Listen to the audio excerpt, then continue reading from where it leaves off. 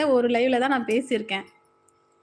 Super, super அப்படின்றாங்க அண்ணா. Thank you அண்ணா. நானு படிச்சு முடிச்சதுமே பாட்டிக்கிட்ட கெஞ்சி கூத்தாடி கத்துக்கிட்டேன். நான் அனுப்பவே மாட்டேன் அப்படின்னாங்க டெய்லரிங் கிளாஸ்க்கு. ரொம்ப ரிக்வெஸ்ட் பண்ணி கெஞ்சி கூத்தாடி தான் டெய்லரிங் கிளாஸ் போனேன். இஷ்டப்பட்டு கத்துக்கிட்டேன் அண்ணா. எனக்கு டெய்லரிங் பிடிக்கும். ஆனாலும் அதுக்கப்புறம் அதாவது நிச்சயதார்த்தம் ஆயிடுச்சு. டெய்லரிங் கிளாஸ் போய்க்கிட்டு இருக்கேன். பாதி தான் முடிச்சேன் அண்ணா. நிச்சயதார்த்தம் முடிஞ்சிருச்சு. நீ டெய்லரிங் கிளாஸ் போ வேணாம் அப்படின்ட்டாங்க. சரின்னு வீட்லயே இருந்துட்டேன். எனக்கு முன்ன முடிச்ச அக்கா வந்து நம்ம பக்கத்து தெரு வீட்டாண்டயே.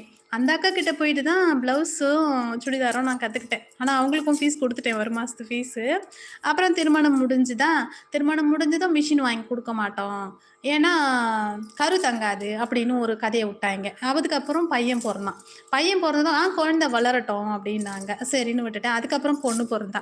பொண்ணு பொறந்ததும் அதே கதை தான். பிள்ளைங்க வளரட்டும், குழந்தைங்க கிட்ட மிஷின் வச்சுக்கக்கூடாது அப்படின்னாங்க. சரி ஓகேன்னு விட்டுட்டேன். அதுக்கப்புறம் என் பொண்ணு எல்கேஜி போனதுக்கப்புறம், இதெல்லாம் முடியவே முடியாது. இனி எனக்கு மிஷின் வாங்கி குடுத்து தான் ஆகணும்னு கேட்டு, அதுவும் சின்ன மிஷின் வேணாம், எனக்கு பெரிய மிஷின் தான் வேணும்னு மாமா கிட்ட கேட்டு, அப்பயே 15,000 குடுத்து எனக்கு பெரிய